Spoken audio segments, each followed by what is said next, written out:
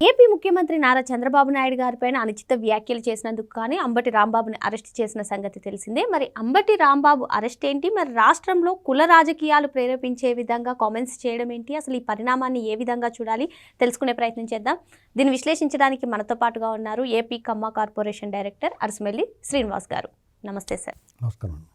Ambati Rambabu arrest గురించి ప్రస్తుతం AP రాజకీయ వర్గాల్లో పెను దుమారంగా మారింది సార్. వాళ్ళ నాయకులమ్మో ఆయన అరెస్టును ఖండిస్తూ ఇది ఒక అక్రమ అరెస్ట్ అంటూ వాళ్ళు మాట్లాడుతున్నారు. ఇంకో పక్క చూసుకున్నట్లయితే ఈ అరెస్టును అడ్డం పెట్టుకుని రాష్ట్రంలో కుల రాజకీయాలు చేయడానికి చూస్తున్నారు. ఇది ఎంతవరకు కరెక్ట్? అసలు దీన్ని ఏ విధంగా చూడాలంటారు? వాళ్ళు కుల రాజకీయం చేయలేరు, ఎందుకంటే ఎవడ భయపడక్కర్లేదు. వాళ్ళు ఆ కార్డు తీసి దాన్ని అడ్డం పెట్టుకుని అధికార పక్షాన్ని బెదిరించడానికి ప్రయత్నాలు ఎప్పటికప్పుడు చేస్తూ ఉంటారు. ఏ రకంగా కుల రాజకీయం చేస్తారండి వాళ్ళు? అంబటి రాంబాబు ఏ పార్టీ? అతను కుల నాయకుడా పార్టీ నాయకుడా తెలియదే జనాలకి. చేత ఊరికాళ్ళు అలా ఇస్తారు, చెయ్యి అంటే పోతారు. అర్థమైందా మీకు? జగన్మోహన్ రెడ్డి చేసేది అవును.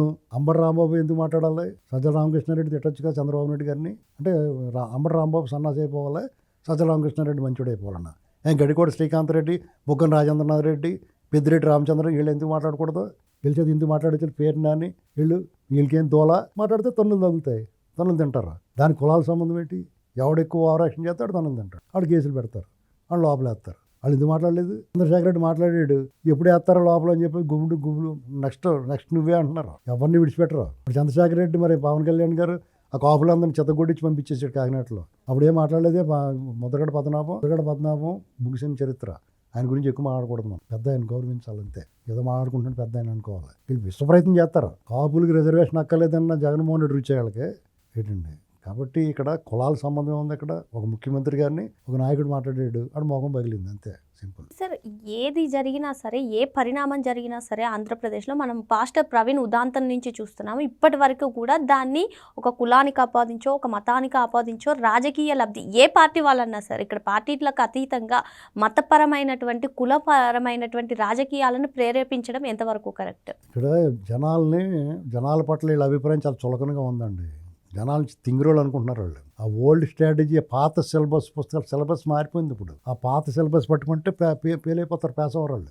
అవన్నీ కులం కార్డు, మతం కార్డు, ప్రాంతం కార్డు, రాయలసీమ నీటి హక్కుల వేదిక ఇలాంటివి ఓవర్ యాక్షన్ చేస్తే పనిచేయరు కదా. జనాలంతా ఆ ఇన్స్టెంట్గా తయారైపోయారు. అంత అవివేకులేం కాదు. బాగా అప్పటికి 10-20 ఏళ్లలో చాలా మార్పు వచ్చేసింది ప్రజల్లో. అప్పుడప్పుడు పొరపాటు పడతారు అనుకుంటాం. ఆ పొరపాటు ఏదో పడిపోయి ఇంకెప్పుడు పడకూడదురా బాబు అనుకుంటున్నారు. ముఖ్యంగా తెలుగుదేశం పార్టీకి వీళ్ళు ఊరికే కాపులన్నీ అదని ఇది మాట్లాడతారు. తెలుగుదేశం పార్టీకి బలహీన వర్గాలు బీసీలు ఎంత స్ట్రాంగ్గా హోల్డ్గా ఉంటారు, కాపులు కూడా అంతే హోల్డ్గా ఉంటారు. ఈ పార్టీ ఎప్పుడు గెలిచినా సంపూర్ణ విజయం. గీటురాయి ఉభయ గోదావరి జిల్లాలు, పాత తూర్పు పశ్చిమ గోదావరి జిల్లాల్లో సంపూర్ణ విజయం అవుతుంది టీడీపీకి. కాపులు లేకుండా వస్తుందా? కాపులు బీసీలు లేకుండా వస్తుందా? ఏంటండి ఊరికెళ్ళి ఎన్ని రికార్డింగ్ డ్యాన్స్లు వేసినా పని జరగదు. వాళ్ళు ఎప్పుడు ఓడిపోయినా వాళ్ళ విధాన నిర్ణయాలు కార్యకర్తలు దూరమైనప్పుడు ఓడిపోయారు తప్ప కార్యకర్తలు అందరూ కలిసి కట్టుకున్నట్టు ఈ వర్గాలు ఎప్పుడు దూరం అవ్వలేదు. వాళ్ళు పరిపాలనలో తప్పులు చేస్తే ఓడిపోతారు అంతే తప్ప కులాల పరంగా ఎప్పుడు ఓడిపోలేదు. ప్రజారాజ్యం పెట్టినప్పుడు కూడా గణనీయమైన ఓట్లు సీట్లు వచ్చినాయి వాళ్ళకి, తెలుగుదేశం పార్టీకి. కాబట్టి జగన్మోహన్ రెడ్డి ఎన్ని పిల్లు మొగ్గులు వేసినా, తలకిందులుగా తపస్సు చేసినా, పొర్లు దండాలు పెట్టినా, దొల్లుకుంటా రాష్ట్రం అంతా దొల్లుడి యాత్ర చేసినా అతని కథ ముగిసింది.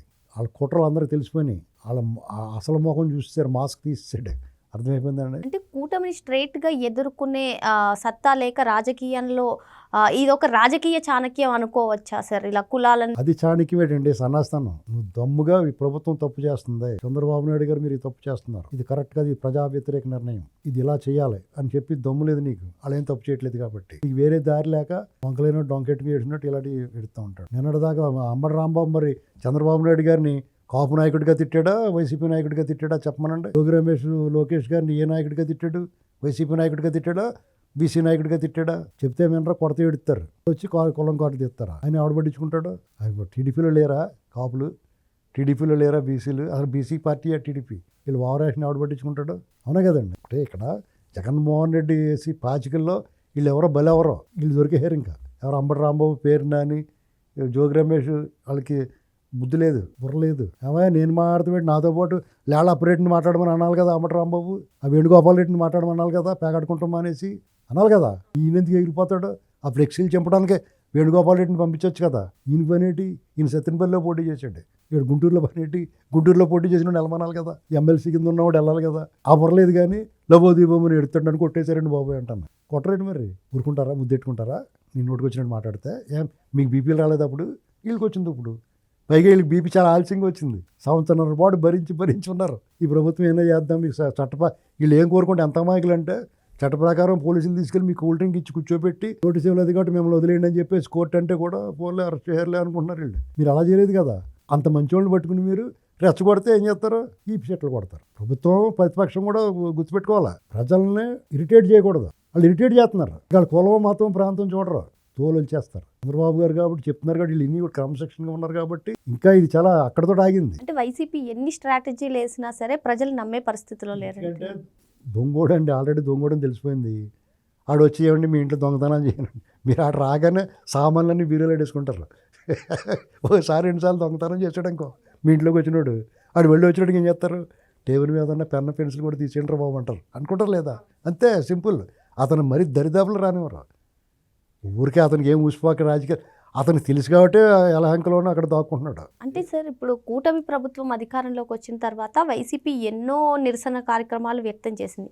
అందులో ఎప్పుడు కూడా ముద్రగడ పద్మనాభం కనిపించలేదు. కానీ అంబటి రాంబాబుని అరెస్ట్ చేసినప్పుడు ఆయన బయటకు రావడం ఏమీ లేదండి. ఇప్పుడు కులం కార్డు తీద్దాం ఆఖరే ఇది స్వచ్ఛడిపోయింది, ఇది ఎలగట్లేదండి తెలిసినా కానీ మనం ట్రై చేస్తాం. దీపావళి సామాన్లో కొంత తడిసిపోయి ఎలగటం మానేస్తాయి, నిలవ ఉండిపోయి 10 ఇప్పుడు దీపావళి సామాన్ అమ్ముతారు కదా, అటు ప్రతి సంవత్సరం కొత్త సామాన్లు కలిపి పాతవి అమ్ముతూ ఉంటారు. ఒకటి అలా ఉండిపోయింది అనుకో 10 ఏళ్ళు, అది ఎలగదు. అలాంటి ముద్రగడ పద్మనాభం గారు పనిచేయదు, ఆ అస్త్రం అయిపోయింది.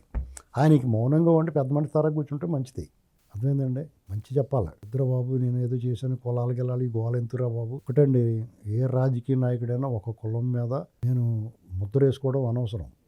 ఎందుకంటే అందరి ఓట్లతో గెలవాలి అతను, అందరూ కావాలనుకోవాలి, అందరి వాడిగా ఉండాలి.